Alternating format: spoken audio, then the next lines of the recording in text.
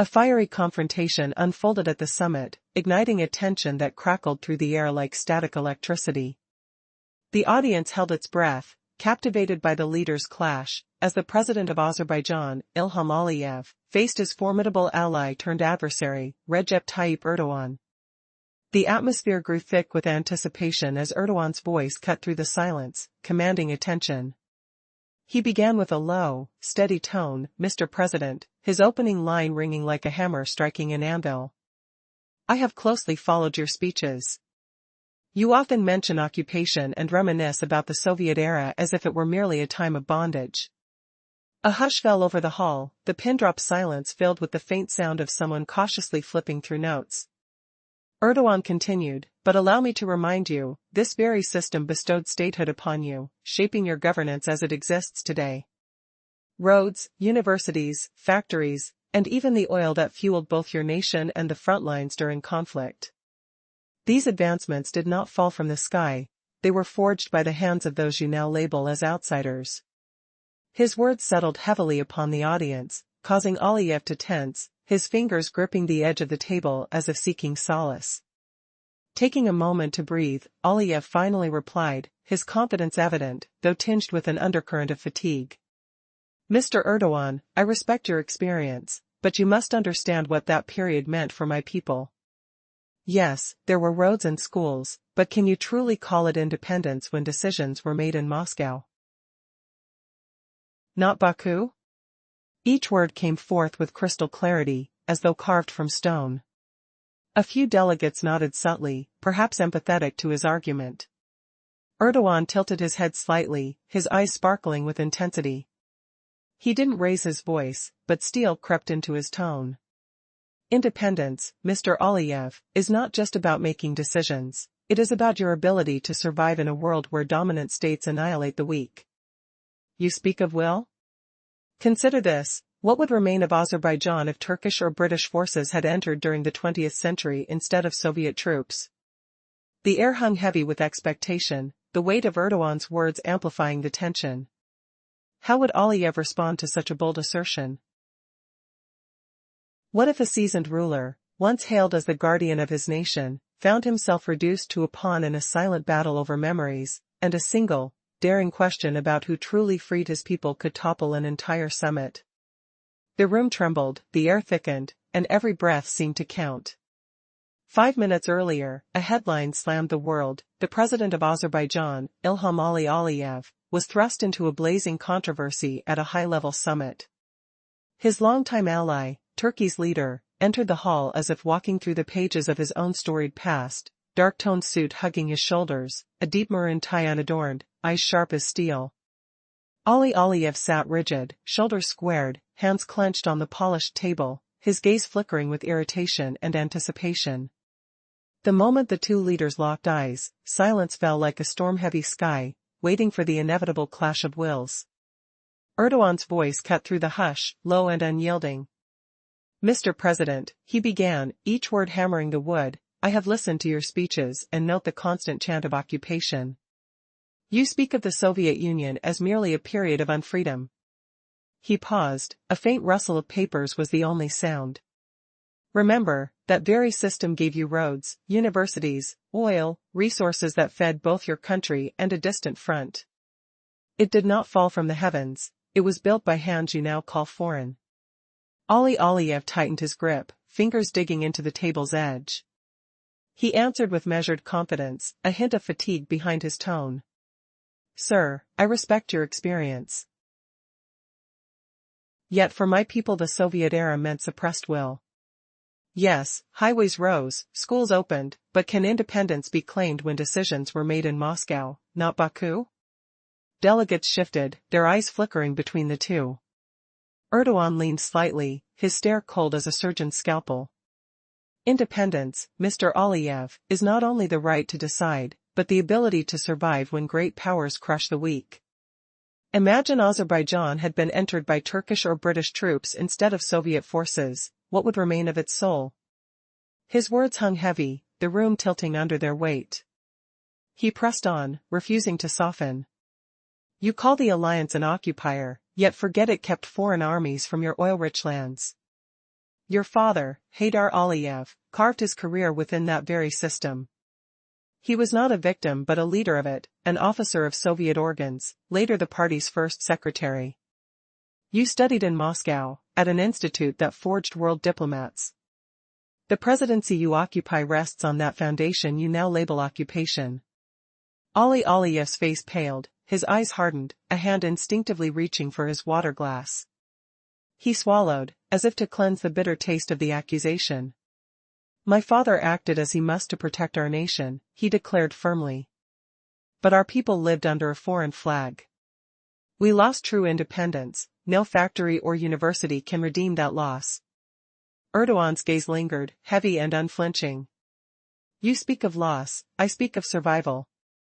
A state that forgets its past forfeits its future. The hall you sit in was erected in Soviet years. Denying its roots is like cutting the tree that upholds you. The tension surged, cameras capturing every tremor, translators holding their breath.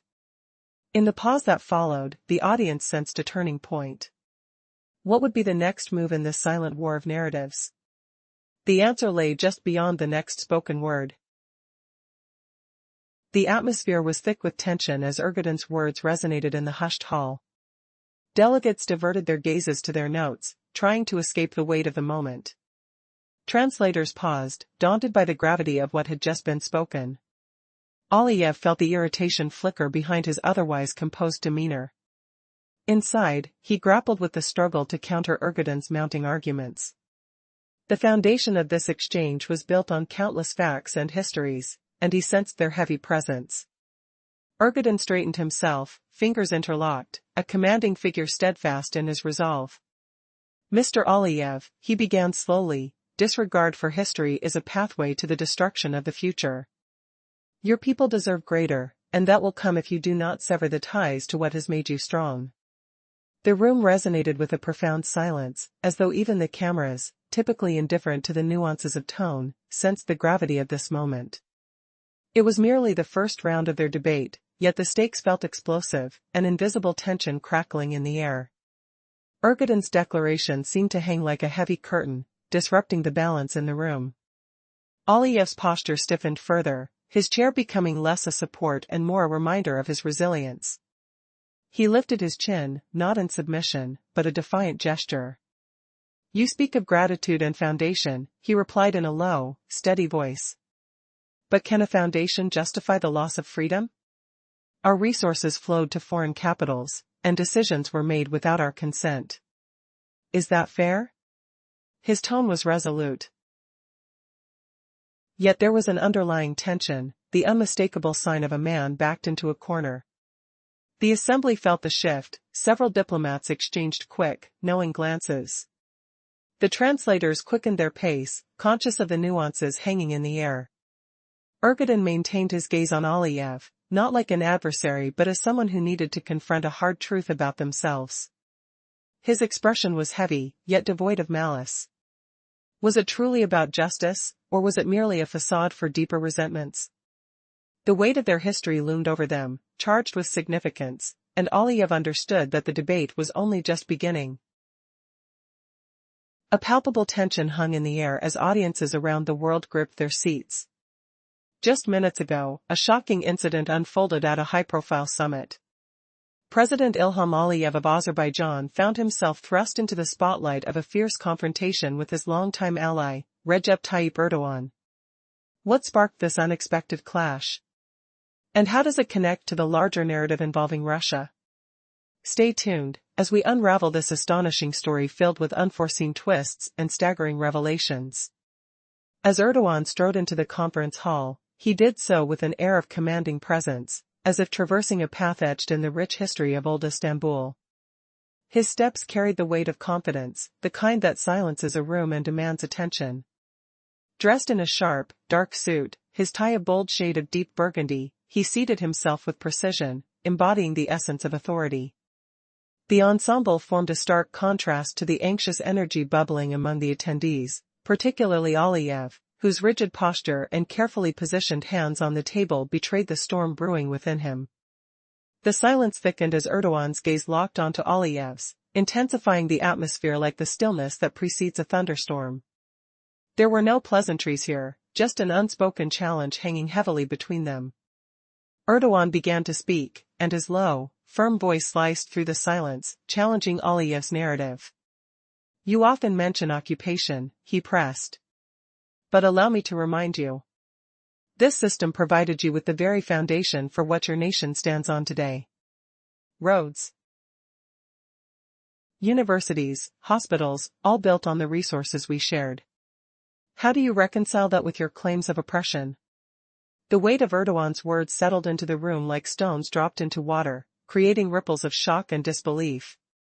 Aliyev's hands tightened around the table's edge, his jaw clenched, struggling to maintain composure. The tide was shifting, and his retort was laced with a mixture of defiance and resignation. "Your experience is respected," he began cautiously, "but nothing can justify the loss of independence and the autonomy of my people. We were not free, decisions were made elsewhere." His voice, though firm, quivered slightly with the burden of history. Erdogan leaned forward, a predatory glint in his eye. "Yet fire can forge steel," he countered, the steeliness of his tone cutting through Aliyev's defenses. The audience leaned in, captivated by the escalating duel of rhetoric. "What would Azerbaijan be if not for the very forces you criticize? History is not unidimensional. The Soviet Union between foreign empires may have been your shield against devastation." Each assertion from Erdogan felt like a hammer blow against the very core of Aliyev's convictions, landing harder with each moment of introspection. Aliyev sat longer in silence, the pressure mounting. These exchanges were no longer mere debates, they were storms brewing, fueled by the echoes of the past, with every word drafting paths toward future consequences. The hall buzzed, the air thick with the weight of undelivered thoughts and veiled challenges. Aliyev regained his footing. Determination etched onto his features like a warrior preparing for battle. "My father navigated this landscape for our nation's survival," he declared steadfastly. "But we have reclaimed our heritage, our resources should serve our people, not be siphoned away to build another's legacy." Tension twisted in the room as Erdogan's gaze intensified, unyielding yet measured. True strength is not merely in resources but in the capacity to carve out a future from the past, to acknowledge even those whose work laid the groundwork for what you call freedom. Ignore that, and you risk dismantling the very identity you seek to protect. The audience shifted uneasily, the stakes raised as every diplomat absorbed the weight of their words. This clash, rich with layers of history and power, was far from over. What would be the outcome of this high-stakes confrontation? The air crackled with anticipation as the world held its breath, waiting for the next move in this intricate game of diplomacy, pride, and profound consequences. The previous exchange showed a fierce resolve, not fatigue. He answered calmly, "You speak of victories. Your people fought bravely, I respect that." He then asked plainly, could any nation wage war without the weapons, knowledge, and factories bequeathed by the previous century? Victories do not spring from emptiness. What if a single glance across a polished conference table could ignite a battle that reshapes decades of memory? Could the echo of a distant artillery blast still be heard in the corridors of power? Who truly owns the oil that once fed an entire front? How far does a legacy of stone stretch when the ground trembles beneath it? The audience felt the weight of these questions, the air thick with anticipation, the scent of polished wood mingling with the faint metallic taste of tension. Erdogan entered the hall as if walking through the pages of his own long, heavy biography. His steps were deliberate, his dark suit bearing a subtle grain, as if stitched by seasoned hands. A deep maroon tie lay perfectly centered, a line dividing past from future. His eyes, narrowed and probing, seemed to see beyond the present room. The cameras adjusted to his rhythm, the hum of air conditioners softened, and every assistant froze, fearing to disturb the balance. At the long summit table, leaders already seated shrank into shadows as Erdogan approached the center.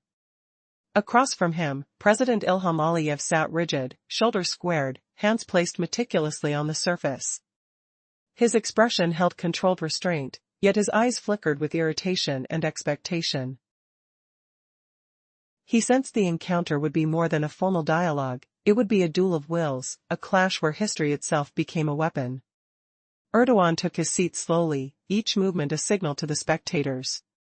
He placed his palms flat on the table, his posture upright, his gaze fixed. No flamboyant display of power, just the assurance of a man whose words once reshaped nations. Aliyev offered a modest bow, a token of respect, but his stare crackled with an unseen spark, refusing surrender.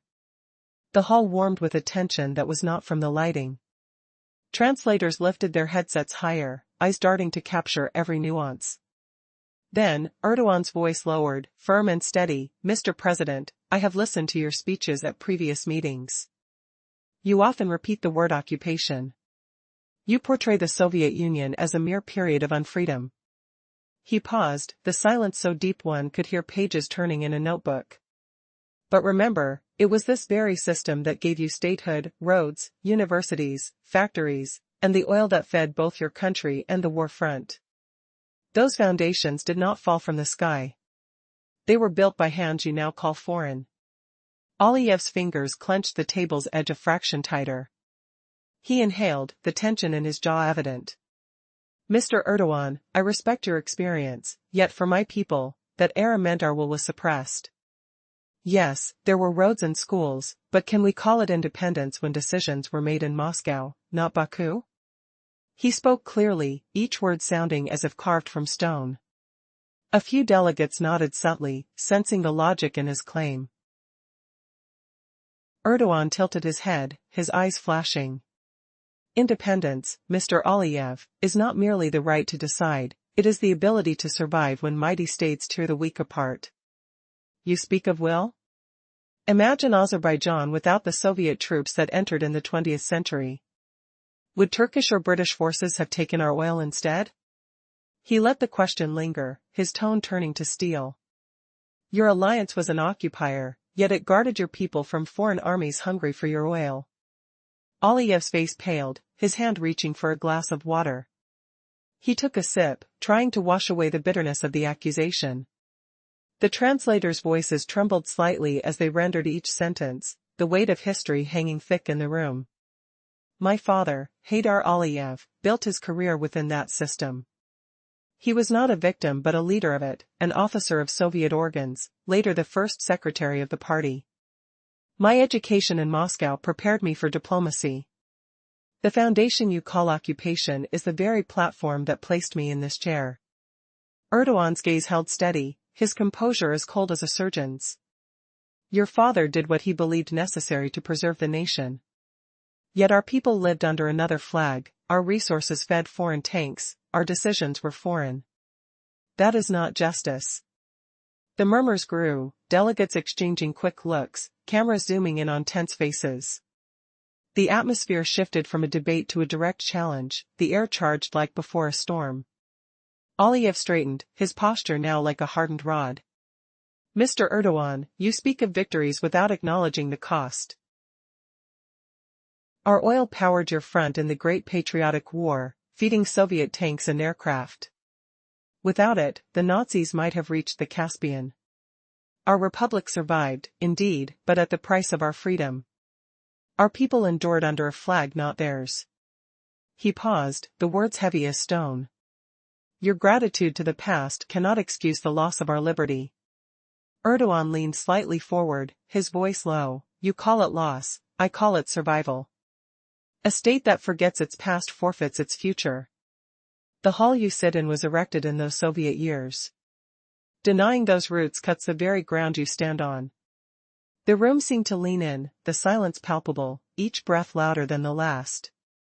The first round of this historic duel had ended, but the tension suggested that every next word could spark an explosion, and the unseen curtain of history still hovered over the gathered leaders. Previously, the Turkish leader lifted his voice, cutting the heavy silence that hung over the hall. He declared that Azerbaijan could have thrived on its own, without the Soviet Union.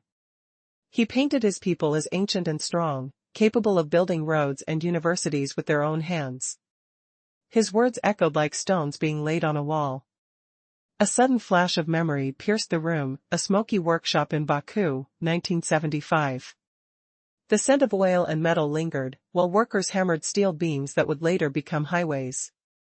The clank of tools reverberated, reminding everyone of the hands that forged the nation's foundation. Erdogan's answer arrived softly, yet it struck harder than any shout. "You claim you could have built everything yourself," he said, voice low, each syllable deliberate. "History does not bend to wishes. The system that existed gave you borders, schools, an army, culture. You cannot erase it, even if you deny its origin. It lives in every brick, every road, every word you utter." The cameras captured a tremor in the air, the hall seemed to shiver. Translators hurried, their throats tightening as they chased each heavy phrase. Aliyev's face hardened, eyes flickering with an inner battle. He sensed that pressing on would meet unyielding facts, but conceding felt even heavier. He swallowed, his hand brushing the glass of water, as if trying to wash away the taste of accusation.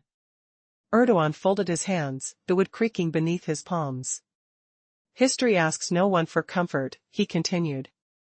"It simply exists. Nations that turn their backs on it lose their future." A murmuring rustle rose from the assistants, papers rustling like distant leaves. The atmosphere thickened, the weight of memory pressing down on every listener. Aliyev turned his gaze toward the audience, not just the cameras but the hidden eyes of advisors and journalists. His voice lowered, resonating with the tone he used in public rallies. "Azerbaijan has never needed foreign rules. We are an ancient people, our culture stretching back centuries. Our poets sang before many empires even wrote their names. Our lands have known freedom and its price." The hall held its breath, waiting for the next word. What would break this tense stalemate? What if a century-old rivalry resurfaced in a single hallway, turning a diplomatic summit into a battlefield of words? In the previous scene, a leader claimed his nation needed an external hand to dictate its rules. He reminded the audience that his people are ancient, their culture stretching back through the ages. They built cities when empires were still newborn, penned poetry before many had even invented writing, and cherished freedom while knowing its price. Erdogan stepped into the chamber as if he were walking across the very pages of his own heavy, winding biography. The carpet seemed to dissolve beneath his boots, replaced by the echo of old Istanbul streets. His dark suit bore a faint, grainy texture, like a fabric that remembered the calluses of master craftsmen. A deep burgundy tie, plain and unmoving, marked his center, an invisible horizon separating past from future. Across the long table, Ilham Aliyev sat rigid, shoulders squared, hands placed deliberately on the wood. His face held a mask of controlled restraint, yet his eyes flickered with irritation and anticipation. He sensed the encounter would be more than protocol, it would be a duel. When Erdogan brushed his fingers over the table, the gesture carried the weight of countless negotiations, each one a silent command. A hush fell, thick as the air before a storm. Translators paused, their headsets hovering just above the sound of their own breathing. The first words cracked the silence like a hammer on stone. "Mr. President," Erdogan began, his voice low and steady, each syllable landing like a nail. "I have listened to your speeches at previous meetings. You speak often of occupation, of the Soviet era as a time of lost freedom." He paused, and the rustle of notebook pages became audible. "Remember, it was this very system that gave you roads, universities, factories, the oil that fed both your country and the front lines during war. Nothing fell from the sky, it was built by hands now called foreigners." Aliyev's grip tightened on the edge of the table. He answered with a tone that mixed confidence and weary fatigue. "Mr. Erdogan, I respect your experience, but for my people that era meant our will was suppressed. Yes, there were schools and roads, but can we call it independence when decisions were made in Moscow, not Baku?" A few delegates nodded subtly, as if acknowledging a hidden logic. Erdogan leaned forward, eyes flashing. "Independence, Mr. Aliyev, is not only the right to decide, it is the ability to survive in a world where powerful states crush the weak. What would Azerbaijan look like today if, in the 20th century, Turkish or British forces had entered instead of Soviet troops? You labeled the Union an occupier, yet it shielded your people from armies that coveted only your oil." The words hung heavy, the room feeling suddenly colder, as if the walls themselves absorbed the tension.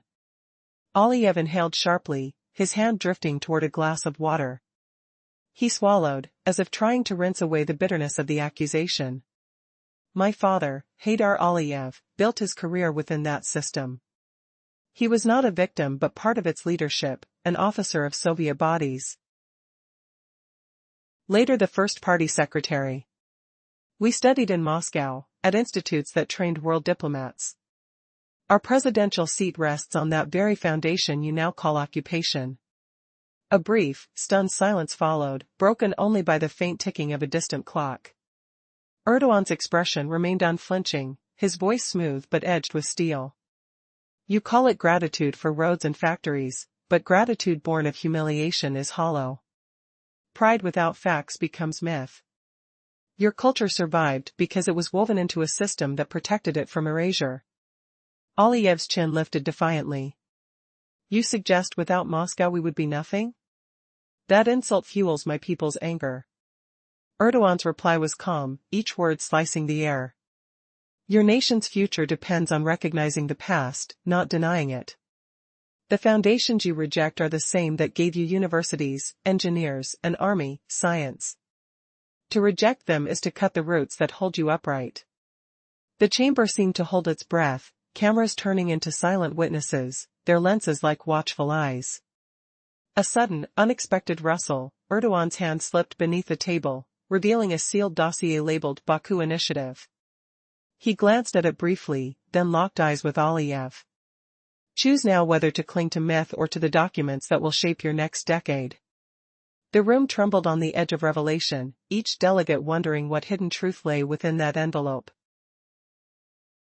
The last exchange showed Erdogan calmly answering, his tone slicing through the quiet as Aliyev's voice rose, demanding recognition of his nation's struggle without Moscow. A shocking question echoes through the hall. What if the very system that built a country's roads, schools, and oil fields is branded an occupation, and a leader who praises it is called a traitor? The audience feels the weight of history pressing against every breath, the metallic scent of polished wood mingling with the hum of restrained microphones. The tension snaps like a taut string, waiting for a single, decisive note. Erdogan's gaze never wavered. No, Mr. President, he began, his words measured, each syllable a stone dropped into the stillness. A people's strength shows not only in pride, but in how they shape their circumstances. He paused, letting the silence swell. Your citizens labored within that framework, and their effort forged Azerbaijan's might. His voice softened, then rose. You call it occupation, does that mean you deny the toil of your own people? The words struck heavy. Several delegates averted their eyes, unwilling to meet the truth. Aliyev clenched his jaw, his hand inching toward the water glass, then halted. Any obvious gesture would betray his composure. He straightened, voice firm. I do not deny our labor, yet I must remind you, they built not for themselves, but for a foreign power. The room tightened around them. Erdogan answered instantly, his tone hardening. Labor never belongs to a stranger when it creates. Factories, roads, universities remain on Azerbaijani soil. They never vanished in Moscow. Your citizens still reap their fruits daily, yet you call it foreign. The hall fell silent again, cameras zoomed on faces, lenses becoming eyes that caught every flicker. Translators strained through glass, their words barely echoing. The debate edged toward a crucible where history and politics fused into a searing stream. Aliyev sensed that cultural references and ancient heritage would not pierce Erdogan's armor. The Turkish leader deftly turned each phrase back on him, then, in a rare public surge, launched a personal attack. He leaned forward, eyes narrowing, his voice sharpening. Mr. Erdogan, you speak of justice, gratitude, and obligation to an external authority. But tell me, has Turkey not suffered the same fate? Were your cities not razed? Were your lands not carved by great powers? Did your people not endure humiliation? Must you also thank those who meddled in your affairs? A sudden clatter of camera rigs filled the space, an unusual din for the usually hushed chamber. The tension crackled, each side aware that one more word could ignite an explosion. The room held its breath, waiting for the next blow. Azerbaijani President Ilham Aliyev found himself in a battle of words against Turkish President Recep Tayyip Erdogan. Although Aliyev sought to equate their historical sufferings, his words aimed to corner Erdogan. As tensions mounted, observers leaned in, captivated by the unfolding drama. Erdogan's expression was calm, yet a steely glint flickered in his eyes. He took a deliberate pause, allowing the atmosphere to thicken with anticipation. When he finally spoke, his voice resonated like a hammer striking metal. Yes.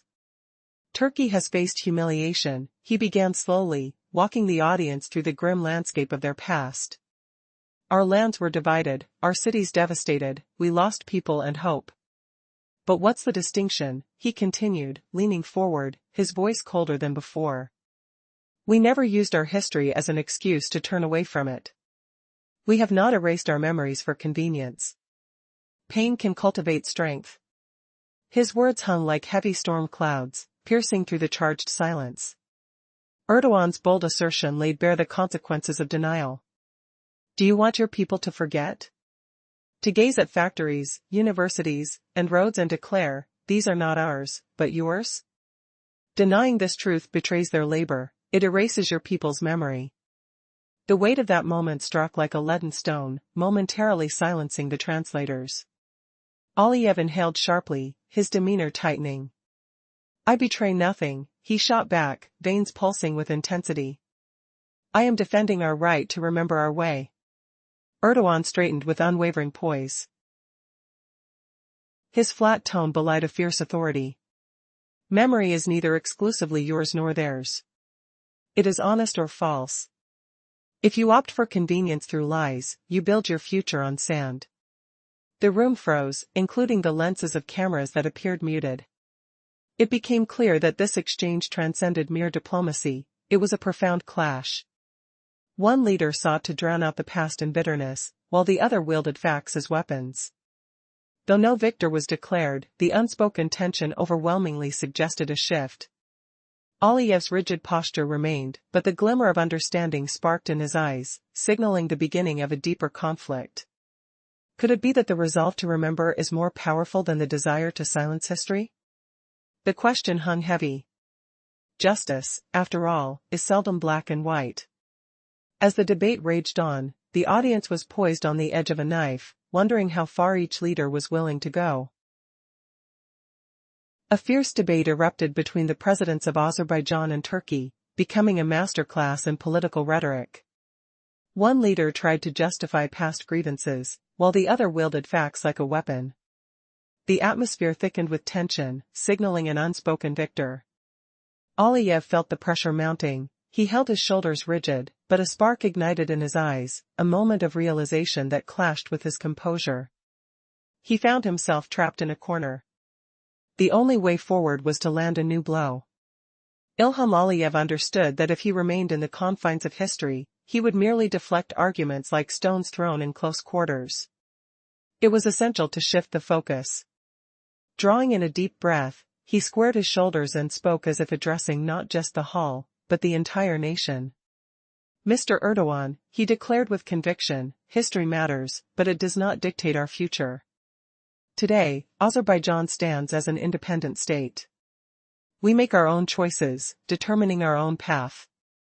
Our policies reflect the will of our people, not directives from others. We have proven this on the battlefield by reclaiming our lands. This is true sovereignty, the right to decide our fate and not live overshadowed by foreign flags. His words resonated firmly in the hall, eliciting a low murmur of agreement from several attendees. The cameras zoomed in, capturing the resolve in Aliyev's voice. Erdogan listened intently, his expression neutral. He tilted his head slightly, then responded in a steady tone, devoid of irritation or grandiloquence. Sovereignty is not just a slogan, he replied, leaning into the conversation with the weight of authority. It is the ability to make decisions and bear the consequences of those choices. You claim to chart your own course. But look around, millions of your citizens live and work in Russia. Their families depend on it. Can you sever that bond with mere words? Silence enveloped the room. Aliyev's fingers tapped nervously against the table, betraying an underlying agitation. Erdogan continued, "You speak of reclaimed territories. But be honest, could those victories have happened without the weaponry, technology, and alliances you've forged, including ties to Moscow and Ankara? Independence does not exist in a vacuum. It is built on relationships, memory, and gratitude." His statements hung heavily in the air, casting a shadow over the assembly, making the stakes clearer than ever. A staggering question hangs in the air: did the triumphs of Azerbaijan ever exist without the thunder of artillery, without imported technology, without the secret pacts forged in Moscow and Ankara? Could a nation claim freedom while the very metal that defended its borders was smuggled through foreign hands? The hall seemed to dim for a heartbeat as the words settled like a cold fog. Summary of the previous exchange. In the earlier confrontation, Erdogan warned that independence is never born in a vacuum. It rests on relationships, memory, and gratitude. He pressed Aliyev to admit that victories relied on weapons and allies, and the room grew heavy with the weight of that admission.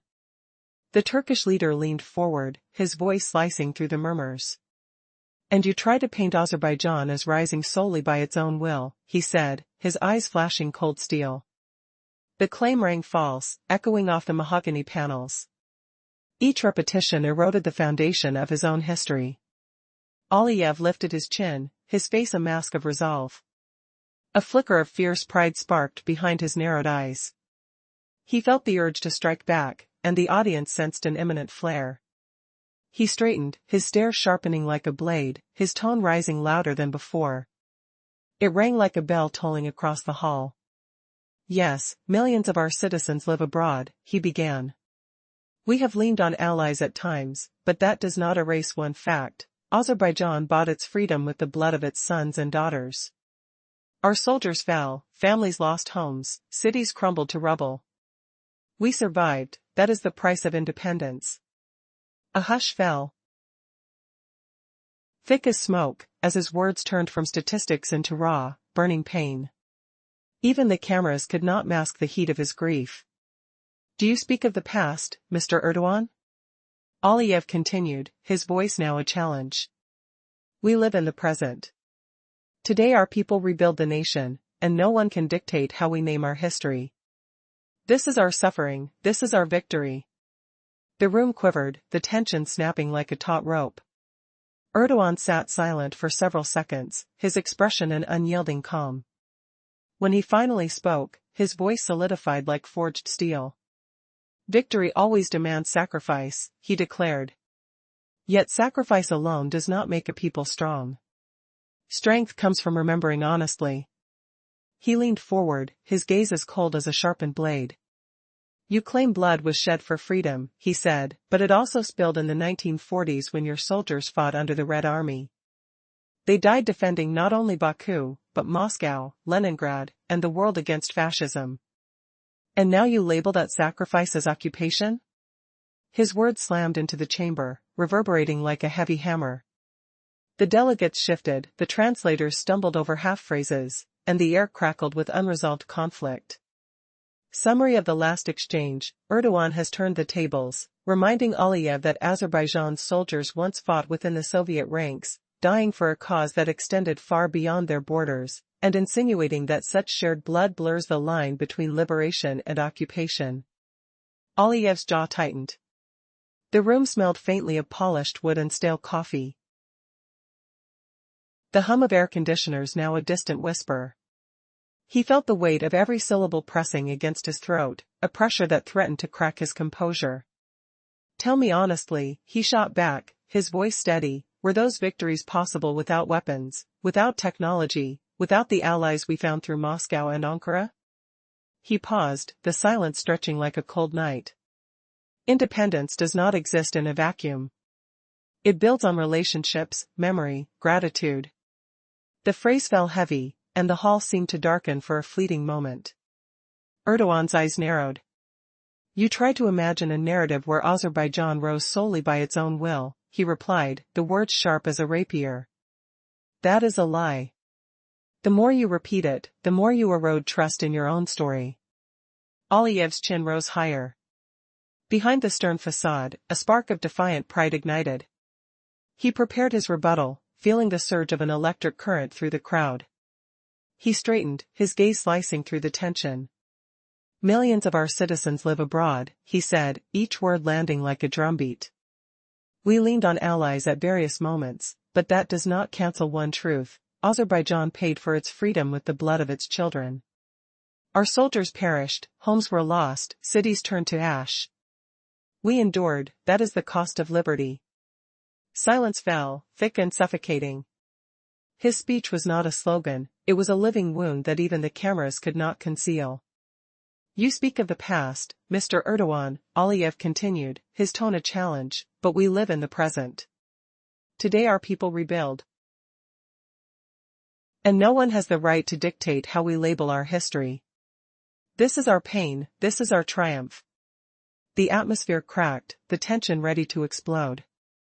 Erdogan remained motionless for a heartbeat, his face a mask of calm. When he finally answered, his voice was as hard as forged iron. Victory always requires sacrifice, he said. But sacrifice alone does not make a nation strong. Strength lies in remembering truthfully. He leaned in, his stare as cold as steel. You claim our blood was shed for freedom, he continued, yet it also flowed in the 1940s when your soldiers fought within the Red Army. They died defending not just Baku, but Moscow, Leningrad, and the world from fascism. And now you call that sacrifice an occupation? His accusation rang through the chamber like a thunderclap, leaving the room trembling, the translators stammering, the delegates exchanging uneasy glances. The future of the debate hung on a razor-thin edge. In the previous exchange, the speaker reminded the audience of the Red Army sacrifices, questioning the label of occupation.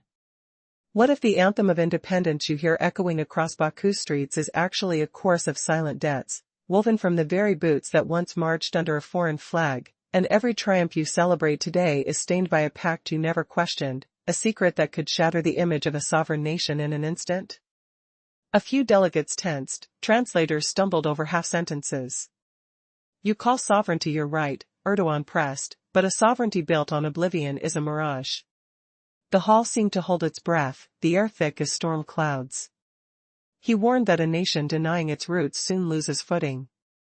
Names change, facts do not, he declared, his words landing heavy, compressing silence. Aliyev pressed his lips, skin turning pale, his mind racing. He swallowed a breath, the pause stretching like a taut rope before a second round. The room exhaled evenly, yet the humidity clung to every breath. Aliyev sensed direct attacks on history would rebound. He shifted the battlefield toward the future, balance, multi-vector diplomacy. His voice steadied, resonating with restrained power. Azerbaijan pursues equilibrium, he said, cooperating with Russia, Turkey, Europe, refusing to become anyone's puppet. The audience nodded, the diplomatic crowd accustomed to the word balance. A faint smile flickered at Erdogan's mouth, steel undercutting his calm tone. He countered, balance sounds noble, yet often masks illusion. He asked, what has Europe truly gained by turning away from Russia? Cameras zoomed, translators held their breath. Germany built decades of strength on cheap Russian energy, Erdogan continued. His remarks hung in the air, a knife edge of tension. In response, Aliyev rose, his posture rigid, a pillar against the looming storm. Our policy is not hostage to one partner, he asserted, the world has changed, and single-source dependence invites ruin. The hall's lights glimmered, shadows dancing on polished wood. A diplomatic murmur rose, the scent of polished leather mixing with anticipation. Erdogan inclined his head, his eyes narrowing like a surgeon poised to cut. Your multi-vector claim is admirable, but can a nation truly thrive when its lifeblood flows through foreign veins? He paused, letting the question settle like dust after a thunderclap. The room seemed to shrink, each seat a battlefield, each breath a ticking clock. Aliyev's gaze hardened, his reply measured, we will not repeat the errors of those who surrendered autonomy for comfort. The tension tightened, the audience waiting for the next blow. The summit erupted 5 minutes ago with a bombshell that stopped every camera. Why did Azerbaijan's president suddenly become the center of a scandal that even the Turkish leader could not ignore? The question lingers, and the answer will change the balance of power. Erdogan entered the hall as if he walked across the pages of his own heavy Istanbul chronicle. His dark suit whispered of worn leather, his crimson tie glowed like dried blood on stone. The room fell silent, the air thickening, and every breath seemed to wait for the first move. Aliyev sat opposite, shoulders rigid, hands clenched on the polished table. His face wore a mask of calm, yet his eyes flickered with agitation. When Erdogan brushed the wood, the gesture echoed a dozen past negotiations, and the hall held its breath for the clash that was about to begin. Erdogan's voice cut through the hush, low and unshakable. "Mr. President, I have studied your speeches. You speak of occupation, yet you forget the roads, schools, oil that your country still enjoys because of a system built by strangers." He paused, the silence louder than any shout, and the question hung, can a nation claim independence while its foundations are foreign? Aliyev's reply cracked the veneer of politeness. He spoke of his father's career, of Soviet offices, of a university in Moscow that forged diplomats. "Our people lived under another flag," he said, "and we lost true sovereignty." Erdogan leaned forward, his eyes cold as a surgeon's scalpel, and his next words would reveal an unexpected twist. "Your father was not a victim," Erdogan whispered, "but a participant in the very system that protected your lands." He pointed to Europe's reliance on cheap Russian energy, noting how factories now idle and prices soaring showed the cost of turning away from old allies. The chamber seemed to shrink, the walls breathing with tension. Aliyev's jaw tightened, his hand reaching for water as if to wash the bitterness away. He declared that Azerbaijan would not be a pawn on any great power's board, that its future rested on its own will, not on the promises of distant capitals. Erdogan stared, then, after a breath-long pause, answered with a chilling certainty. "Gratitude for the past," he said, "is the only path that avoids the ruin of a nation." His final sentence lingered like a heavy curtain, leaving every delegate to wonder, will the two leaders find a bridge, or will the floor beneath them crack under the weight of history? The story has only just begun. He slowly laid his palm on the polished wood, as if anchoring the very weight of his remarks. The room tightened around his even tone, a quiet power that pressed from all sides. What hidden legacy does a nation inherit when a father's name echoes through history? The question hung, heavy, like dust in a sunlit chamber. Erdogan's stare cut through the silence, his gaze a blade of cold steel. He leaned forward, fingertips tracing the grain, recalling decades of negotiations where his hand always guided the final accord. A pause stretched, the air thick with anticipation, the hum of the air conditioner fading into a faint whisper. Will the president of Azerbaijan dare to meet that stare? The crowd leaned in, breath shallow, eyes fixed on the poised figure opposite the podium. "Do you speak of national dignity?" Erdogan asked, voice low, each word a hammer strike. "Tell me, does your people's pride not tie to the name of your father, Haydar Aliyev?" He pressed the question, his words sinking like stones into the polished surface. "Your father climbed the Soviet ladder, earned power in Moscow, built roads, factories, oil pipelines. Those are the very foundations that let you sit here today, President of Azerbaijan." The hall tightened further, translators fumbling, microphones catching the tremor in every syllable. Can a leader separate personal history from the destiny of a nation? The tension crackled, a storm about to break. Irsaz Aliyev's jaw set, his lips trembling but refusing sound. He clenched his fists, the wood beneath his palm suddenly cold. When he finally spoke, his voice was low, measured. Each syllable cut like a chisel against timber. "Yes, I studied in Moscow. Yes, my father rose within the Soviet system." He paused, eyes flashing with a mix of fury and confusion. "But a personal biography does not erase a people's right to independence." He straightened, his posture rigid as a steel beam. "My father served the system because survival left no other path. I sought education where opportunity existed, not out of loyalty to a foreign power. That does not bind us forever to its will." The room felt the weight of his conviction, the echo of his words reverberating against the marble walls. Will his appeal ignite a new resolve, or will the shadows of the past overwhelm his stand? The hall held its breath, waiting for the next move. The night before the summit, whispers claimed a hidden agenda. Why would a seasoned leader gamble his reputation on a single question? A sudden silence fell over the hall. The audience sensed a storm approaching. Earlier, the Turkish president warned that decisions were made in Moscow, not Baku. He warned that forgetting this would erase identity. His words landed heavy, like a stone slab in the quiet room. Now the Turkish leader leans forward, eyes flashing cold steel. He declares that personal and national are inseparable. Your father served the Soviet system, so his story belongs to Azerbaijan, he insists.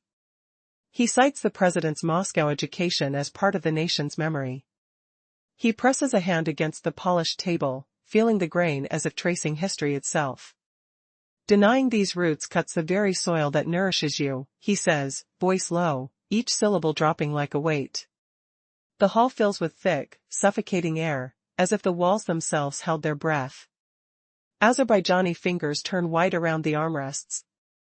A tremor runs through his jaw, an unseen crack in the floor beneath his confidence.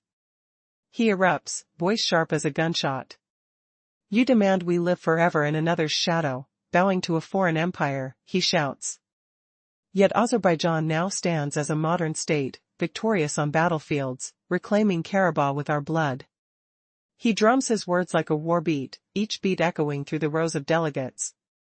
We chose our path, not Moscow's command. His eyes blaze, a fire that threatens to scorch the room. He continues, I respect history, but I will not let it bind my people in chains. The phrase rises like a cry, the sound of chains rattling. Our children must not grow believing we are nothing without Moscow. The statement hangs, a heavy curtain over the assembly. Turkish eyes narrow, a cold resolve sharpening his stare. He leans forward, voice dropping to a murmur that still reaches every corner. Mr. President, you speak of gratitude to the past, but can a foundation justify the loss of freedom? He gestures toward the empty space beyond the hall, as if pointing at invisible borders. Our resources fed foreign capitals, our choices were made without us. The tension crackles, electric and palpable. A brief pause stretches, the kind that makes the paper rustle sound louder than a drum. The Turkish leader's tone becomes a blade, cutting through pretense. Justice, Mr. President, he whispers, cannot be built on stolen soil. The words settle like a stone in a pond, ripples spreading across the faces of diplomats. The room holds its breath, awaiting the next move, each participant aware that a single sentence could ignite the next explosion. Earlier, the debate had turned to chains and price paid, a claim that children should not feel worthless without Moscow. That statement roared like a scream, eyes glittering with fire, as Erdogan leaned forward. What if a single glance could ignite a diplomatic battlefield? The hall fell quiet, the air thick with the scent of polished wood and stale coffee. His face stayed calm, yet his eyes held a cold resolve, hard as frost on steel. A whisper of paper rustling reached every translator's ear. Mr. Aliyev, your soldiers fought with bravery. No one can strip you of pride in Karabakh. He paused, the silence heavier than any spoken word. But remember, without weapons, tech, and allies you could not have reclaimed a single meter of land.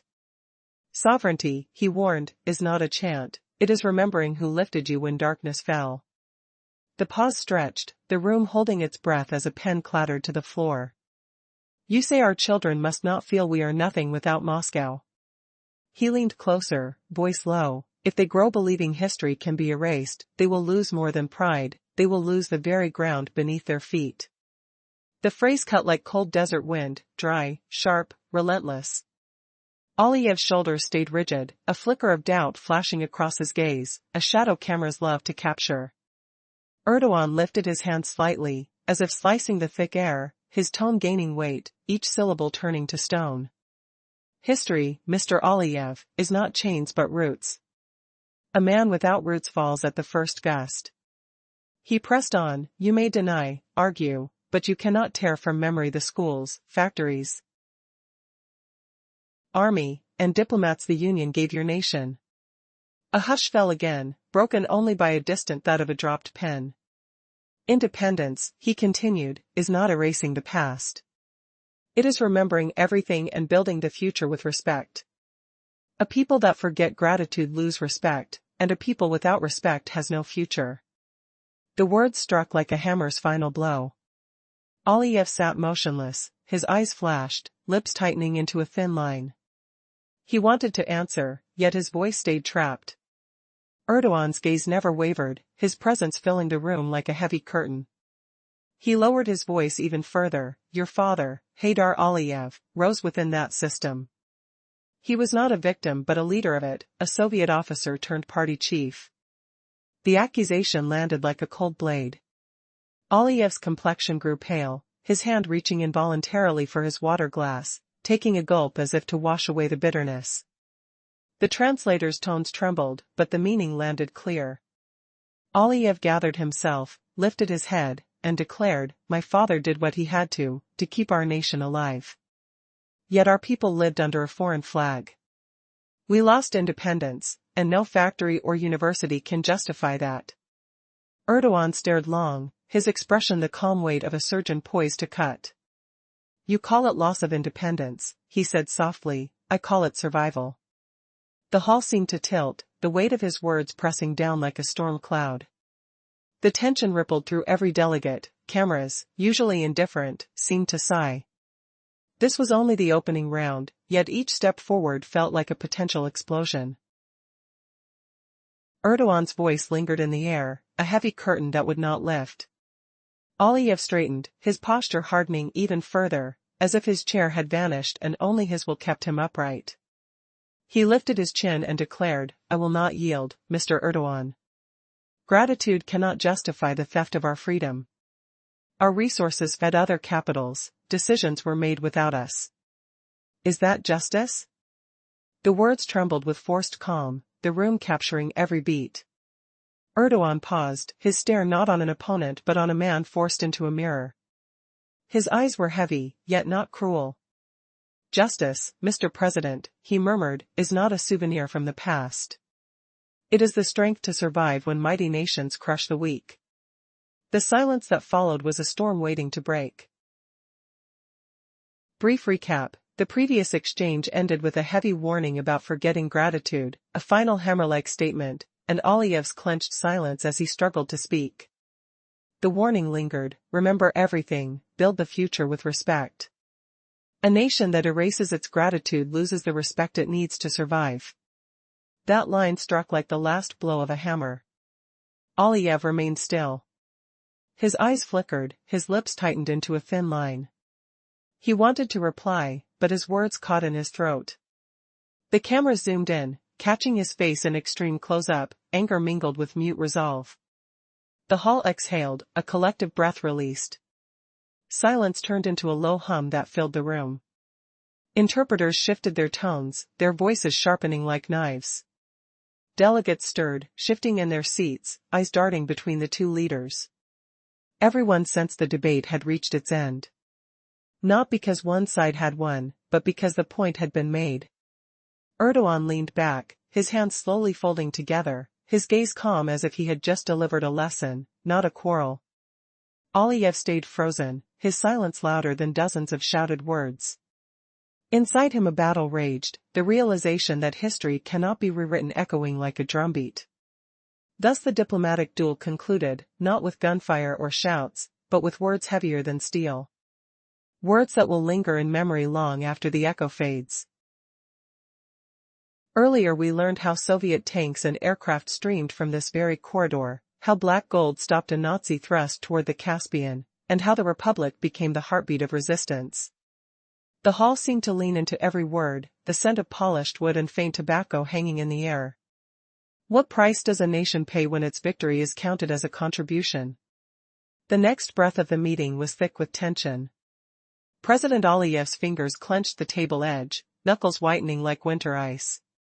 He swallowed, feeling the weight of centuries pressing on his throat. You speak of triumph, he barked, voice edged with steel. My people paid a horrendous price. A murmur rippled through the delegates, a ripple of grief and anger. Thousands perished. Factories grew, but they churned for others. Education arrived, yet decisions were forged in Moscow. He paused, the quiet louder than any shout. Is this a contribution, or a sacrifice forced upon us? The words struck the room like a hammer on an anvil. A few heads tipped slightly, acknowledging the truth that flickered in his eyes. Erdogan's gaze remained steady, his calm a stark contrast. Victims, he said, voice low, were countless across the 20th century. He leaned back, the leather creaking under his weight. Turkey endured its own dark years. Cities fell, futures dimmed. Yet we honor those who stood beside us, even when the cost was steep. He let his words settle, the silence heavy enough to feel like a physical pressure. Your father built a nation inside the Union. You studied in Moscow. All that gave you the platform to argue with me today. And now you label it occupation. Aliyev's cheeks flushed a fierce crimson, his stare sharpening like a blade. He raised his voice, shattering the lingering hush. I could have sat here without the Soviet Union, he declared. Azerbaijan is an ancient, strong people. We could have forged our own roads, our own universities, using our own resources. The scent of coffee grew sharper as a cup was set down nearby, steam swirling like a ghost. Moscow was never needed to build our future, it stole our path. The room held its breath, waiting for the next move. In that pause, a question lingered, unanswered. Would the legacy of past alliances become the chain that binds their future, or the fire that fuels a new destiny? A shocking revelation rocked the world just 5 minutes ago. At a summit, President Ilham Aliyev of Azerbaijan found himself at the epicenter of a scandal. His longtime ally, Recep Tayyip Erdogan, confronted him with such intensity that the air in the room froze. What transpired that fateful day, and what role does Russia play in this narrative? Stay tuned until the end of the story, and you might find yourself utterly astonished. Erdogan entered the hall not as a mere official but a commanding presence, with a gait that bespeaks history, his own. Clad in a sharp, dark suit, he exuded an air of authority that quashed all before him. The weight of countless decisions reflected in the sharp lines of his face. As he settled in the center of the table, all attention coalesced around him, drawing curious gazes like gravity. Across from him sat Ilham Aliyev, his body tense, as if bracing for a confrontation yet to begin. The atmosphere thickened, a palpable tension crackling like static before a storm. The silence stretched momentarily before Erdogan spoke. His voice, deep and unwavering, cut through the calm. Mr. President, he began, each word landing like a heavy stone. You often speak of occupation, of the Soviet era as a mere time of oppression. Let me remind you, it was this very system that laid the groundwork for your statehood. His words hung in the air, heavy with consequence, causing Aliyev to tighten his grip on the table. Your argument is flawed, Aliyev retorted, his voice a mixture of poise and barely restrained irritation. We acknowledge roads and schools. But can independence be defined by decisions made in Moscow rather than Baku? An unsettling silence enveloped the room as delegates struggled to decipher the unfolding debate. Erdogan leaned in closer, unwavering. Independence isn't solely a right. It's the ability to stand united against stronger forces. Can you envision what Azerbaijan would look like if foreign powers had seized your land? Aliyev felt the weight of Erdogan's conviction. Yet, even as he rallied against the narrative, he understood the perilous game they played, a chess match fueled by history's ghosts. Our people deserve to tread their own path, forged by their sacrifices, he declared with fervor. His words echoed, yet the room's tension only intensified, as if the walls were closing in. Erdogan observed his opponent closely, his gaze unwavering. Yet, your father, Haydar Aliyev, thrived within this very system. His legacy, intertwined with the past, should not be dismissed. With every syllable, Erdogan's voice resonated with the authority of someone destined to shape events. Aliyev's expression hardened. My father's actions were driven by necessity. But they don't erase our struggle for true autonomy, he countered, holding his ground. The air felt too thick to breathe as the clash of wills continued, with neither side willing to yield. This was more than a debate, It was a battle for identity, sovereignty, and the souls of their nations. As they stared each other down, their destinies intertwined in this charged exchange, the room held its breath, poised on the edge of history, a tightly woven tapestry, glistening with passion, legacy, and the sharp edges of a defining confrontation. Could this heated discussion shift the balance of power? Only time would reveal the outcome of this fierce encounter. What if the most trusted ally of a powerful president suddenly stepped onto a grand diplomatic stage, not to shake hands, but to shatter his reputation in a single, icy sentence? Imagine the murmurs of journalists, the metallic scent of polished marble, the hush that fell over a room filled with world leaders as a Turkish titan prepared to strike. Who truly pulls the strings behind the curtain, and why does Russia flicker in the background of this explosive encounter? The opening scene placed the audience in a hall where tension already throbbed like a heartbeat. The Turkish leader entered not on a carpet but across a personal timeline as rugged as the old streets of Istanbul. His stride carried a quiet menace, a confidence forged by years of reshaping nations. A dark, sharply cut suit clung to him, its fabric whispering of hidden grain, as if each thread remembered the touch of skilled hands. A deep maroon tie, plain and weighty, framed his stern face, carved like stone, with sharp cheekbones and a mouth set in a line that gave his words extra gravity. His eyes, narrowed and steady, seemed to peer beyond the walls, reading layers of intent that most could not see. Cameras adjusted their lenses, syncing with the rhythm of his breath, assistants froze, fearing to disturb the fragile balance. Even the hum of the air conditioning softened, as if the very atmosphere sensed the shift about to unfold.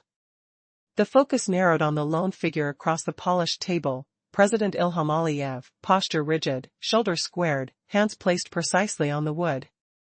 His expression held a practiced restraint. Yet his eyes flickered with a mix of irritation and anticipation. He knew this would not be a courteous exchange, it would be a duel of histories. Erdogan paused, letting his fingertips glide over the table surface, feeling the grain that had witnessed countless negotiations, his palm recalling the weight of decisions made in other arenas. The room fell still, translators holding their breath, aware that a true story was about to begin. A cold stare passed between the two men, a silent challenge hanging heavy like storm clouds before lightning. Was this confrontation merely ceremonial, or would it become the weapon that reshaped alliances? Erdogan broke the silence first, his voice low, firm, each syllable landing like a nail hammered into wood. Mr. President, I have followed your speeches at previous meetings, and I must speak plainly. He accused Aliyev of repeatedly invoking the term occupation, painting the Soviet era as a mere episode of oppression. A pause stretched, the faint rustle of paper the only sound, before he continued, reminding the audience that the very infrastructure of Azerbaijan, roads, universities, factories, even the oil that fed its economy, was built under the system now blamed. These words settled in the hall like a heavy stone, prompting Aliyev's fingers to tighten around the table's edge. He answered with measured confidence, acknowledging the past hardships while questioning the legitimacy of decisions made far from Baku. Independence cannot be claimed when commands came from Moscow, not our own capital. Erdogan's eyes narrowed, his tone sharpening like steel. He spoke of survival in a world where mighty states crush the weak, and asked, what would Azerbaijan be today if Turkish or British forces, not Soviet troops, had entered its lands in the 20th century? The query lingered, the scent of polished wood mingling with the faint aroma of leather seats, as delegates exchanged uneasy glances. Aliyev inhaled sharply, his voice quickening as he feared that any pause might be read as defeat. He defended his father's legacy, describing him as a participant in the structure that had shaped modern Azerbaijan, not a victim. Erdogan then mentioned Aliyev's own education in Moscow, noting that the very foundation the president decried had paved his rise. The accusation struck like a blade, leaving the audience stunned. As the exchange crackled, the room seemed to contract, cameras focusing on every twitch, every slight tilt of a head. Aliyev's jaw set, his hand reaching for water, a brief sip that tasted of metallic resolve. He declared, my father acted to preserve our nation, yet our people lived under a foreign flag. Erdogan's response was calm but edged with a surgeon's precision, gratitude for the past is a path to future ruin. He warned that denying the roots that gave strength would lead to collapse. The words resonated, the air growing thicker, as delegates whispered, their pens hovering over paper.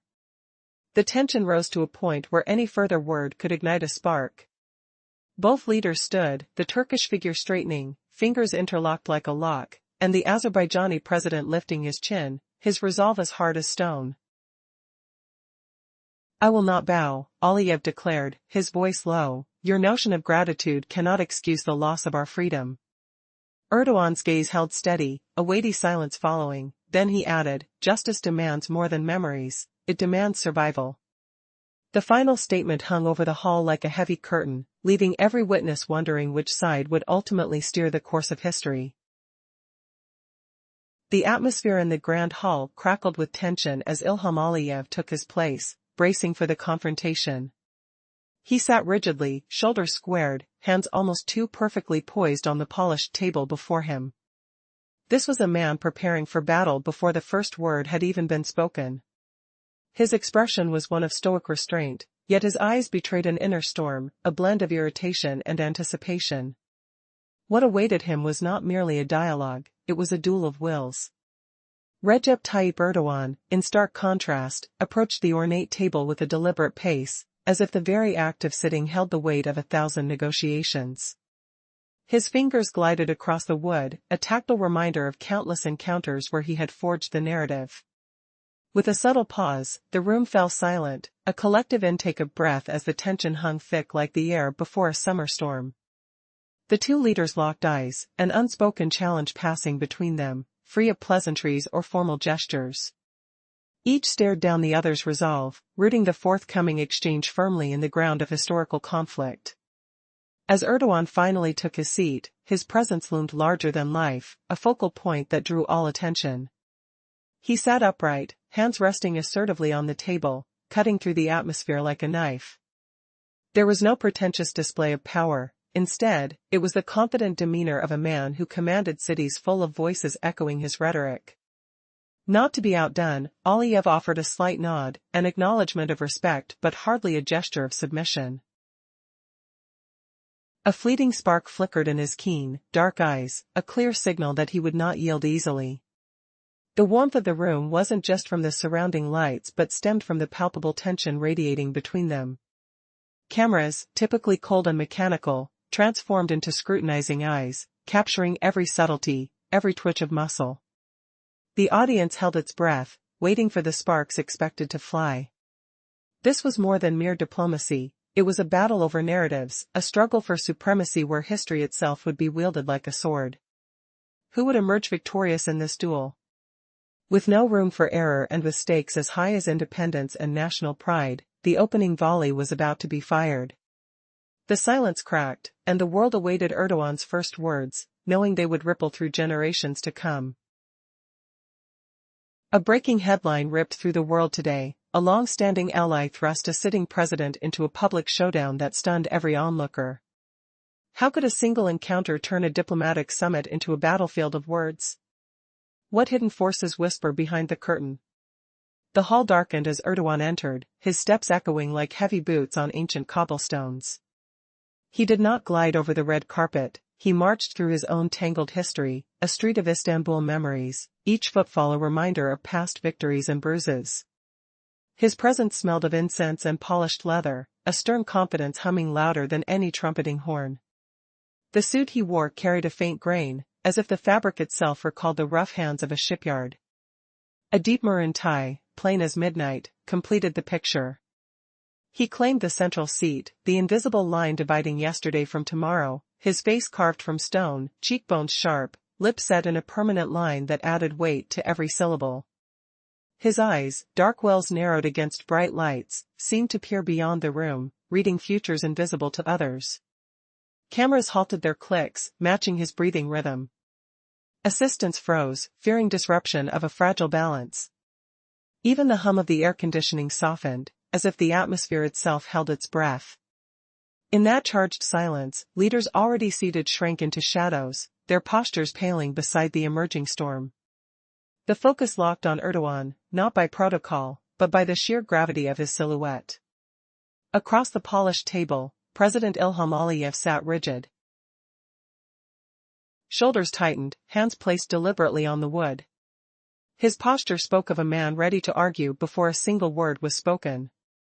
A flicker of irritation and anticipation sparked in his gaze, a blend of restrained anger and calculated patience. He sensed the impending clash would be more than etiquette, it would be a duel of memories and claims. The room felt warmer, heat emanating from hidden tension rather than any heater. Lenses that usually recorded impartially now watched each crease, each micro-movement as if scanning for hidden meanings. Translators raised their headsets, straining to catch not only speech but the shadows behind it. Erdogan broke the stillness first, his voice low, ironclad, each word striking like a nail hammered into wood. "Mr. President," he began, each syllable a hammer blow, "I have listened to your speeches from past meetings." He paused, the silence louder than any applause, a notebook page turning in a quiet room. "You repeatedly chant the word occupation. You paint the Soviet era as a period of oppression alone." His eyes narrowed, the air thick with unspoken accusation. "Recall that the very system you condemn built roads, schools, factories, and the oil fields that fed both our nations during hard times." The words settled like heavy stones onto the polished floor. Aliyev's fingers tightened around the table edge, his knuckles whitening. He inhaled sharply, a brief gasp that seemed to swallow the room's tension. "Mr. Erdogan," he replied, voice firm yet edged with fatigue, "for my people, that era suppressed our will. Infrastructure is not independence if decisions came from Moscow, not Baku." He spoke as if carving each phrase from marble, his resolve unmistakable. A murmur rippled through the delegates, heads turning, eyes darting like startled birds. Erdogan tilted his head, a faint gleam flashing in his gaze, his tone laced with steel. "Independence, Mr. Aliyev, means more than self-rule, it means survival amid great powers that crush the weak." He leaned forward, the scent of polished wood mingling with his breath. "Imagine Azerbaijan without Soviet troops, but with Turkish or British forces marching in. Who would claim your freedom then?" The question hung, a bitter aftertaste in the stale air. "You call the alliance an occupier, yet it shielded your land from armies craving only oil." He let the silence linger, each second stretching like a drawn-out note. Aliyev pressed his lips together, a tremor flickering across his jaw. "My father, Haydar Aliyev, rose within that very system," he said, voice dropping to a gravelly whisper, "served as a Soviet official, later as party leader. He studied in Moscow, earned his credentials there. The foundation you denounce is the one that raised me." The confession struck like cold wine through an open window. Erdogan's expression remained unreadable, a surgeon's focus before the next incision.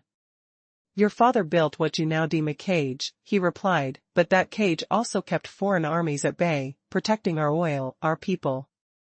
The words settled, heavy as cement, pulling the room's attention inward. Aliyev's eyes flashed, a spark of defiance igniting his stare. He lifted his glass, the cool liquid sliding over his tongue, as if trying to wash away the bitterness. "My father did what he had to keep our nation alive," he declared, "yet our people lived under another flag. We lost true sovereignty, no amount of factories can replace that loss." Erdogan studied him, the weight of history pressing on both shoulders, his voice softening but retaining its edge. "You speak of gratitude denied," he said, "yet forgetting that denying gratitude erodes the future. Our state, built on past stones, cannot thrive if we discard the ground that made us strong." He gestured subtly, the scent of leather and old paper filling the space. "This hall itself, where you sit, was erected during those Soviet years." The implication struck like a sudden draft, chilling the air. "To reject those roots is to uproot the very soil beneath your feet." Aliyev steadied himself, posture now a rigid column, his chin lifted as though daring the room to challenge him. "I will not yield, Mr. Erdogan," he declared, voice low, resonant. "You speak of foundations, yet foundations can't justify the theft of liberty." The tension snapped, a taut wire ready to break. Delegates exchanged hurried glances, translators quickening their pace to capture every nuance before the moment slipped away. Erdogan paused, eyes boring into Aliyev's, not as an opponent but as a mirror reflecting a nation's hidden scars. Justice, he murmured, is the only path forward. The final words lingered, a heavy curtain draped over the gathering, each breath a promise of the next clash. The audience felt the charge in their chests, the room vibrating with unresolved conflict, waiting for the next move that would decide whether history repeats or finally turns a new page. In a stunning twist at a high-stakes summit, the world was rocked by shocking news. Azerbaijani President Ilham Aliyev found himself in the spotlight of a fierce confrontation with his longtime ally, Recep Tayyip Erdogan. Their exchange was not a simple discussion but a heated duel loaded with history and significant implications. What actually transpired? And how did Russia fit into this intricate narrative? As Erdogan entered the hall, it felt as if he were walking not down a mere carpet but through the lengthy, tumultuous streets of old Istanbul. His presence commanded attention, embodying the confidence of a man whose words have the power to alter nations. Dressed in a tailored dark suit with a deep maroon tie, he settled into a central position before the leaders gathered around a long table, instantly shifting the dynamics. The atmosphere was electric. Aliyev sat opposite him, tense, with a rigid posture that suggested he was preparing for a clash even before the first words were spoken. Beneath his composed facade, his eyes glinted with irritation and anticipation, fully aware that this would be more than just a trivial exchange. Erdogan paused at the table, his fingers gliding over its polished surface, a gesture hinting at countless negotiations where he held the reins. Their eyes locked, and in that heartbeat, the air thickened, heavy with unspoken challenges, an invitation to a battle of wills rather than a performance for cameras. No pleasantries were exchanged, just a palpable tension that seeped into the very fabric of the room. This was not going to be a simple discussion, it would be a collision of personalities, where their histories would serve as both weapon and battleground. Erdogan finally spoke, his voice low and steady, devoid of uncertainty. He began, "Mr. President," his words punctuated the silence like a hammer against an anvil. "You often speak of occupation, reminiscing about the Soviet era as if it were merely a time of oppression." A hush fell over the audience, the stillness palpable. "But remember, this system granted you your current statehood. The infrastructure, roads, universities, the oil that sustained your country and the front lines during the war, none of this appeared out of thin air." His words landed heavily, and Aliyev stiffened, fingers tightening against the table edge. The weight of Erdogan's argument hung in the air, and he replied, "But President Erdogan, I respect your experience, yet my people suffered under this regime. Yes, there were roads and schools, but independence means making decisions in Baku, not in Moscow." As their discourse escalated, an unexpected depth of resolve began to emerge. Erdogan shot back, "Independence, Mr. Aliyev, is not merely the right to make choices but the capacity to survive in a world where powerful nations gleefully dismantle the weak. What would Azerbaijan have been in the 20th century if foreign forces had invaded instead of the Soviets? You dismiss our alliance as occupation, but it protected your people from those eager to seize your oil." The narrative intensified as tension rippled through the assembly. The air crackled with unspoken thoughts, each word becoming more charged, resonating with hidden truths and historical connotations. Aliyev challenged, "We are a resilient nation, built on our own resources. We did not need Moscow to establish our pathway."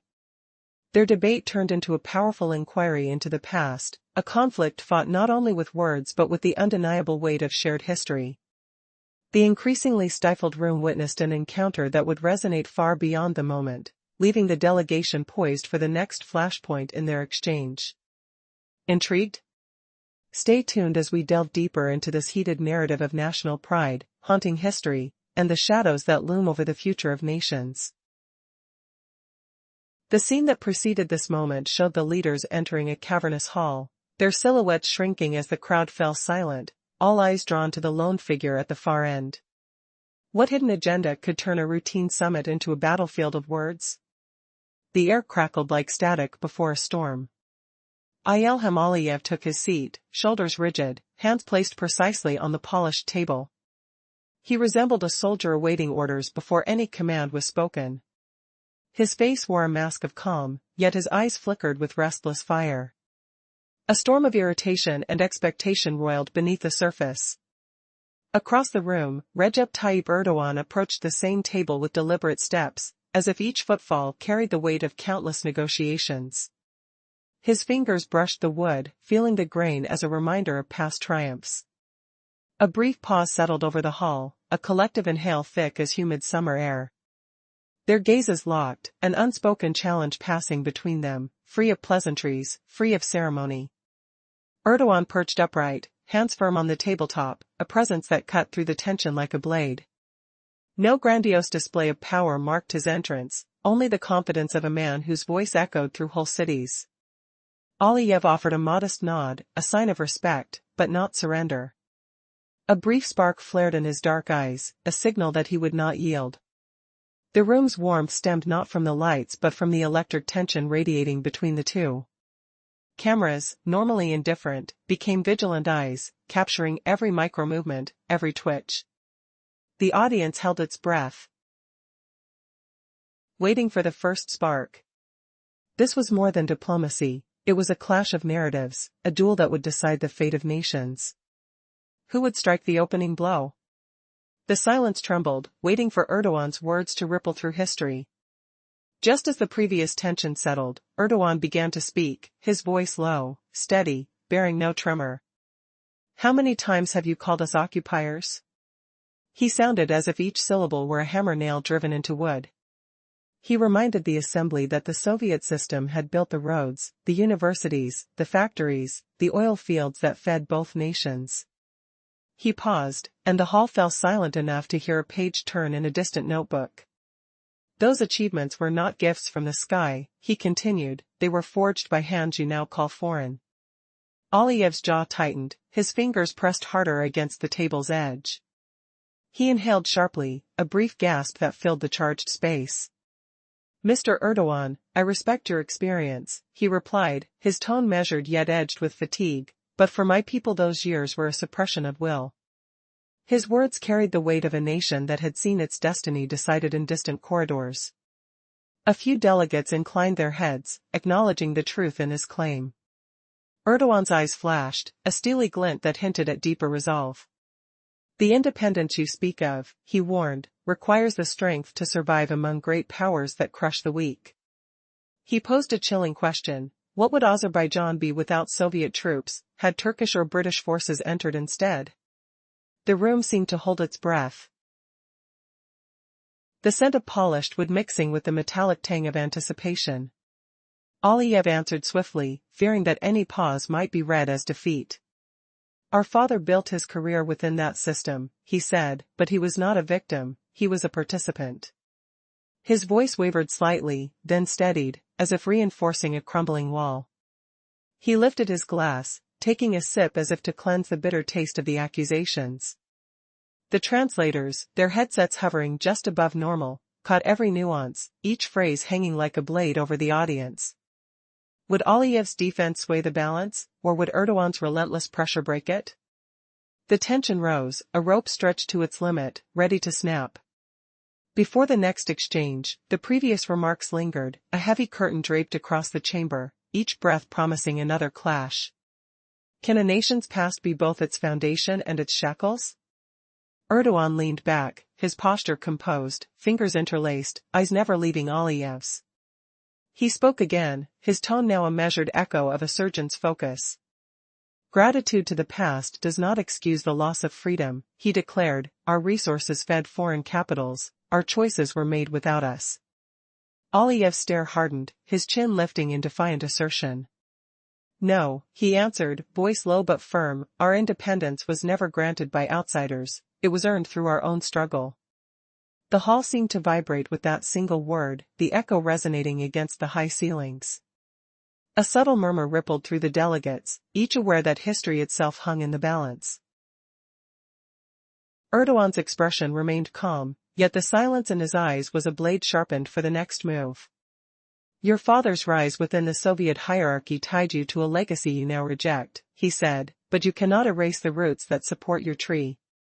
Aliyev's hand tightened around the edge of the table, the wood cool against his skin, grounding him. He replied, those roots also bore the weight of oppression, we must prune them to grow anew. The moment lingered, a suspended note, the audience feeling the pressure of unspoken possibilities. Would the two leaders find common ground, or would the confrontation carve a deeper divide? The air grew thicker, the scent of tension palpable, as both men prepared for the final round that could reshape the region's future. The room held its breath, waiting for the decisive word that would either bridge or shatter the fragile peace. Imagine a diplomatic hall that suddenly trembles, as a trusted ally turns the summit into a battlefield, exposing a buried Soviet legacy, questioning the very idea of independence, and hinting that a distant power may be pulling the strings behind the scenes. Could this single clash redraw the map of an entire region? The opening scene showed the room heavy with anticipation, the air thick like damp wool, every breath audible. Erdogan entered, not as a delegate but as a living echo of centuries-old streets, his steps resonating on the polished floor. A dark suit clung to his shoulders, the fabric whispering of countless negotiations. He moved to the center of the long table, drawing eyes as gravity pulls iron filings. Across from him, Ilham Aliyev sat upright, shoulders rigid, hands pressed hard against the wood, as if bracing for an invisible storm. A low hum of air conditioners faded beneath the crackle of static tension. When silence finally broke, Erdogan's voice cut through like a cold blade, deep and unwavering. Mr. President, you call the Soviet-era oppression, yet that very system forged the roads, schools, and oil fields that sustain your nation today. The words fell like heavy stones, each syllable landing on the polished surface. Aliyev's jaw clenched, his fingers tightening around the table's edge. He answered, calm yet edged with barely contained irritation, we inherit infrastructure, but can true independence be measured by decisions made in Moscow, not in Baku? The room held its breath, delegates' pens hovering, eyes darting between the two leaders. Erdogan leaned forward. Eyes locked on Aliyev, a flash of memory flickering behind his gaze. He remembered the scent of burnt incense in an old Istanbul cafe, the clatter of teacups, the distant call to prayer, all while a young diplomat rehearsed his future speeches. The memory surged forward, sharp as the snap of a newspaper page, grounding his resolve. Independence is not just a right, it is the ability to stand against stronger forces. Imagine Azerbaijan if foreign powers seized your lands after the Soviet retreat. The question hung like a dark cloud, threatening rain. Aliyev's response was firm, his voice steadier than his tense posture suggested. Our people deserve a path forged by our sacrifices, not by external designs. The clash of wills grew louder, the room seeming to contract, walls pressing inward. Erdogan's next words struck with the precision of a surgeon's scalpel. Your father, Haydar Aliyev, rose within that very system. He was not a victim but a master of its mechanisms. The accusation echoed, reverberating off marble columns. The audience murmured, a soft rustle akin to wind through autumn leaves. Aliyev's eyes narrowed, a quick gasp escaped his throat as he lifted a glass of water, the cool liquid sliding down his throat like an attempt to wash away the sting of the claim. My father acted out of necessity, yet his choices do not erase our quest for genuine autonomy. His declaration carried the weight of generations, a flicker of flame against a storm. A sudden pause settled over the hall, the kind that makes the heartbeat audible. Erdogan's face remained impassive, his breath steady. His mind turning over another memory, this one of a smoky army base in the Caucasus, the acrid smell of diesel, the distant rumble of artillery, the taste of iron on his tongue.